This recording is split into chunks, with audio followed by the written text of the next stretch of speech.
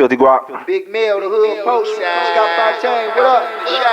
It's a jungle in the ghetto, so you better beware. It ain't nothing but gorillas, iron tigers, the best. Pro Mags, Zazas, killing for tourists. Step foot up in this jungle, leave out in the hearse.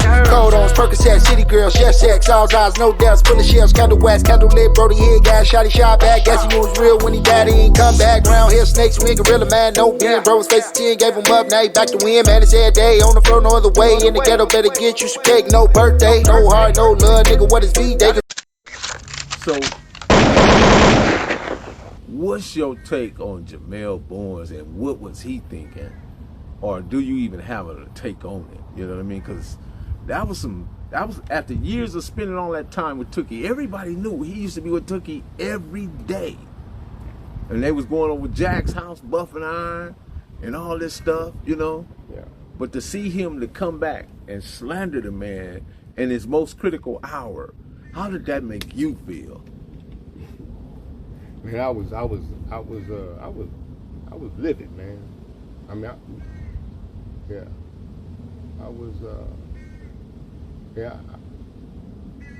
was feeling some kind of way about it, man.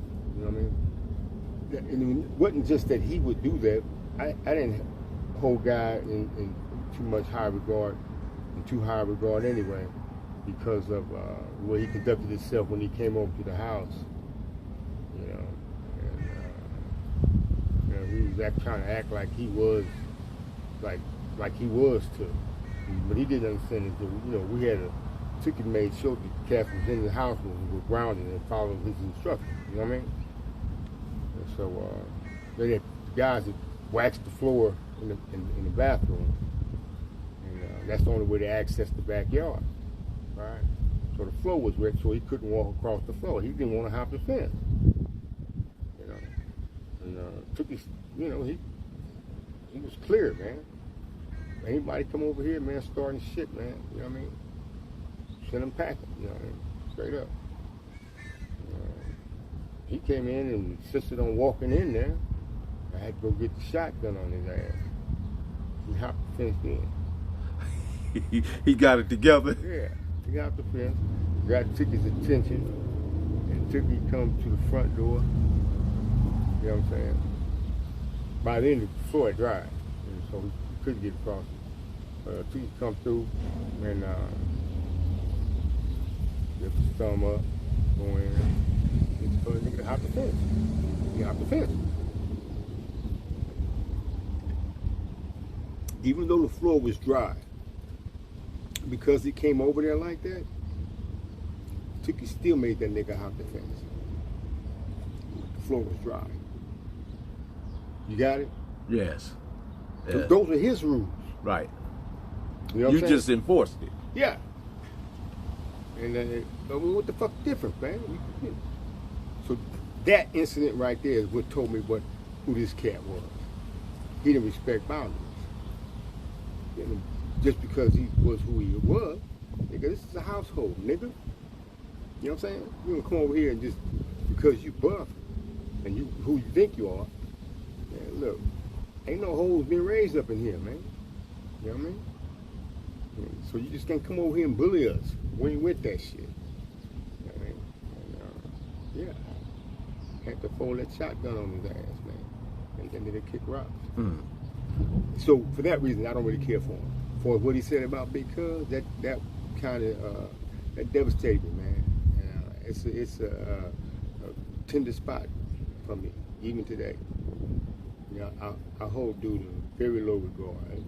I don't think none of us was able to rationale why he did what he did. He's a human being, so I give him that. Other than that, give a fuck about it, man.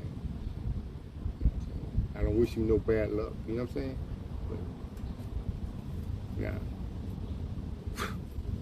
Under no circumstances. Right. I wouldn't even work for that motherfucker. I'm thirsty as a motherfucker for a job right now. Straight up. I wouldn't even work for that punk, man. That's interesting. There's another guy I want to mention. He don't get a lot of credit, and I don't know if you even know him. David Clark, Mad Dog. Big Mad Dog. Off the east side. Had a brother named Moto. You might not have ran in that circle right there. Well, no, but see, Mad Dog, I don't know if I never did I guess I never did meet the original Mad Dog. Yeah, the original man. That's what I'm talking about. But Yeah. I know a couple of Mad Dogs, but I don't think I never met this guy. What you said his name was? David Clark. David Clark. He was Wait, light skinned brother? Yeah, kind of light skin, brown skin. Yeah. Did he have like funny colored eyes?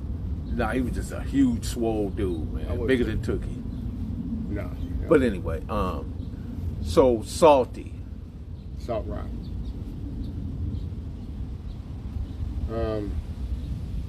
Didn't turn many corners with Salty, man. But Lightbulb tells me that he was in our class. We was in Lightbulb, A.K. Suma. Suma, yeah, Ricky. He was in our class. And I went by there a couple of times while he was still pushing. I think it was about 75, maybe. He was still living in 75. Yeah, and but me and Cuz never like really turned no corners and stuff, shook no shit up. Mm-hmm. Me and Heron on occasion mostly. You know, Woody. We didn't turn too many corners. We used to bump into each other every now and then at the store. Marcellus. My partner. That's my loved one right there. That's the loved one. Mr. C.C. Ryder himself. Yeah. Marcel has always been a friend to me, man. I mean, a real solid friend, man. You know, he's always been a brother to me. First though, me and Marcel was partners, right? We was in the garage one day, buffing, me and Marty, and Tookie was buffing with, I don't know, Jackie or Jamel or somebody, I can't remember. And you know, Marcel, you know, he stutters and shit. Mm-hmm. So anyway, Tookie didn't say nothing about it until after everybody was gone. He said, man, who's that nigga that was stuttering all over the garage last night? He said, oh, that's Marcellus. All right. He said, man, bring that nigga over here tomorrow.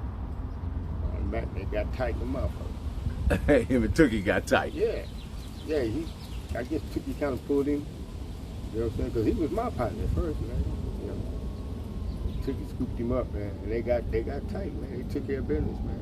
Yeah, definitely. But then you know, I was like going to juvenile hall and shit like that, right? But yeah, they got to be his partner, man. Yeah, Marcellus, I found a concrete slab over there off of 108th, mm-hmm. over there by the front streets, mm-hmm. where Mad Dog and Moto all them in. But it's a concrete right there. The names Marcellus, Mad Dog, Moto, Isaacs, Mac Thomas. Oh, they got that Mac's name on there? That's the original shit. Yeah, that's original. Yeah, it's original. Shit. Yeah. That's what it said, all the original Crips. It say all the Crips right there. And just a lot of names right there. Got Mad Bull and all. I remember Mad Bull. Yeah.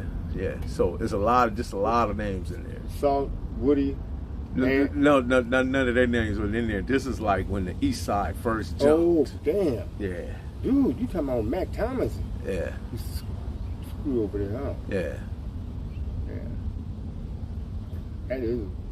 Yeah. So what about Ant? You guys were you, Ant, Suman, all you guys were in the band together. What was that like, man?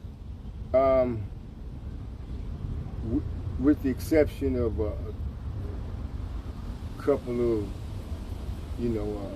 situations that spilled out of their clique, I got a little bit on me. Yeah, I just had to exchange some words with a couple of homies that were part of a thing who had an individual that I wasn't cool with. He was speaking on me to them. And I wasn't in that. So what you saying, you weren't part of the CCO? Never.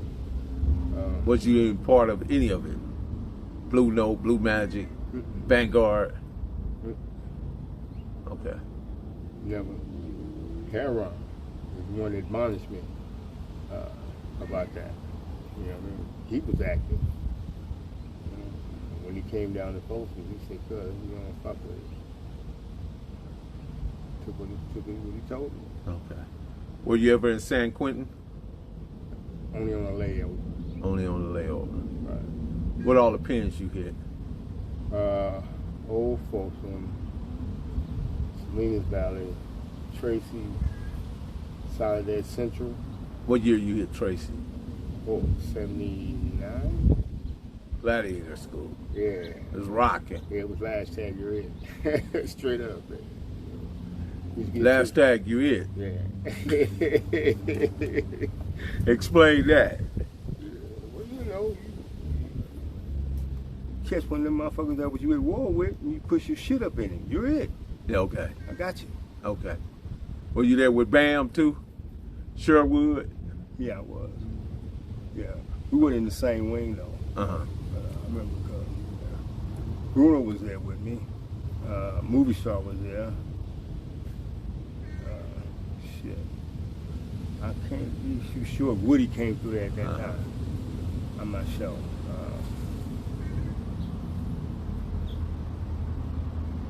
Oh, the White Fight. I mean, not That's I Woody. Mean, that's Woody. Dwayne Neely. Petey. From 6-0? No. From Richmond Farms. Richmond Farms. Right. Petey Wheatstraw. Petey Wheatstraw. Okay, got you. Right. And he was up there. I don't think Ant was there. But it's a cat, man. I can't say his name right now. Man. But he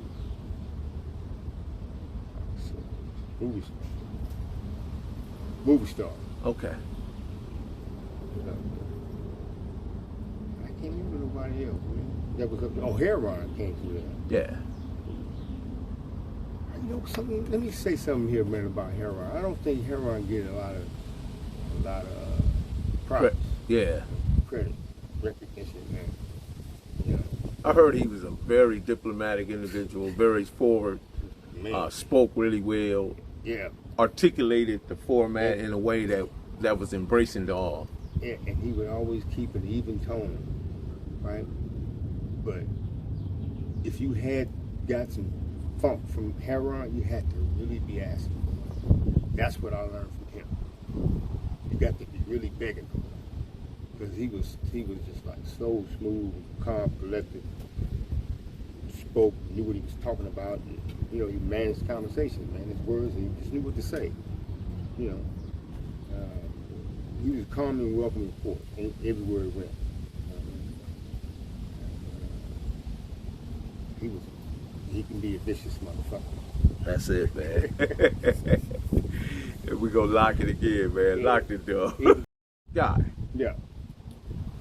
Where did all that love that the original Crips had for one another, how did it disappear or dissipate, or how did it just seem to vanish? Yeah, you know, that's a really interesting question, bro. Because I myself have oftentimes wondered about that very thing. You know, understanding why and how. You know, how do you get back to that? I know that I think that main problem would have to lay with us not being available. You think that the prison system taking us away had something? I'm not going to speculate. I'm going to say most certainly. Uh-huh. Because I'm thinking about in terms of myself, you know, and what my experience has been, you know, during extended periods of incarceration, and how it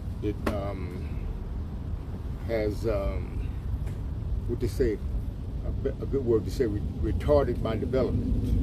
You know what I'm saying? And not that I'm a dumb fella, far from it. You know. So would you think that it was coached, or we was indoctrinated to continue to destroy one another? When we started off with love, but then it imploded.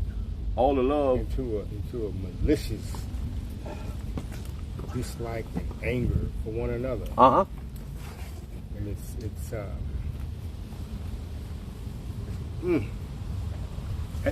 very troubling. That's the only way I could describe it. It's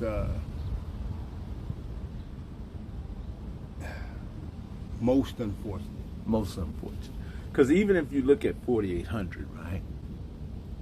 4800 was an intelligent gathering campaign. Intelligent gathering because now, think of the sense of you under a microscope now. Now they could get to study behaviors, movements, aggressions, anger, hatred. They get to study everything to this full measure. And they get to say, okay, well, these guys come off this way, but if you do something, if you implement a little something, a little, because the sheriffs was putting little things out there that sometimes make people react. They played mind games like that. I saw that. Yeah. Fortunately for me, I never got caught up in one. I got caught up by the deputies though, but it was chastising this white boy. Got caught out on the damn tier that was doing a bunch of fuck shit when he was locked up. Caught him out there on the tier, and I disciplined the police jumped on me for that. They jumped on you. How was that? They took me in the elevator, man. They took you in the elevator and beat you? Yeah. Shot a couple knees to my damn thighs and shit. Elbowed me and shit like that while I was handcuffed. That was a lot of that going on, right? By deputies abusing people, police brutality. Yeah, I'm into it with an inmate. You gonna, you know what I'm saying? Yeah, take me into the elevator. They're abusing their color of authority. Yeah, make me ride the dragon because I disciplined a white boy who was just like me. In here with me, did some fuck shit. I'm not supposed to respond to that? Right. Yeah. Police got me beating the white boy. That's what it was about. They took me Still keep that blue rag with you, huh? Yeah. It's my rag. It's my tribe. Did you ever know Buddha? Never met Buddha, but that was Tookie's. That's Tookie told me that was the only friend he ever really had. His name was Buddha. The only friend he ever had was Buddha, and he had me real tight. He said, "I don't." When he was when we was at the house, he told us, he said, "I don't care if Buddha rose from the dead. If he comes over here talking shit, send him back." And that was his tight. Ace Coon Boom. Wow. They was tight. Wow. They was. I don't know. They was tight. I don't know if they was tighter than Sweetback. Look at the Sweetback. I saw him a couple weeks ago. I was over there by Tony Stacy's area. So there was Sweetback, Barefoot Pookie. Oh, back in the day, this is the cats that lived up the street from me when I was on 110th, Vermont. Michael Perception, Bogart, Warlock,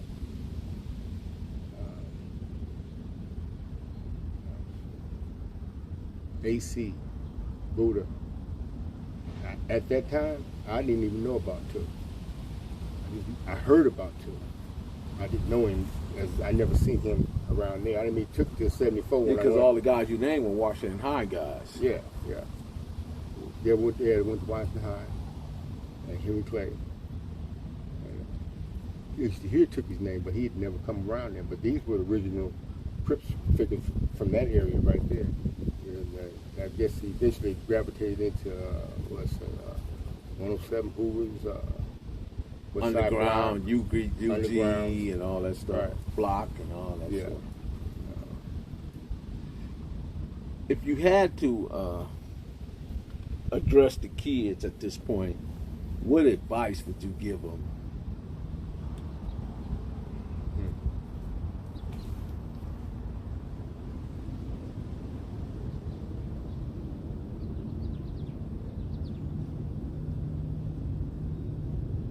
Educate yourself on everything, especially your own culture, what your origin is, and the power it is. that lay therein.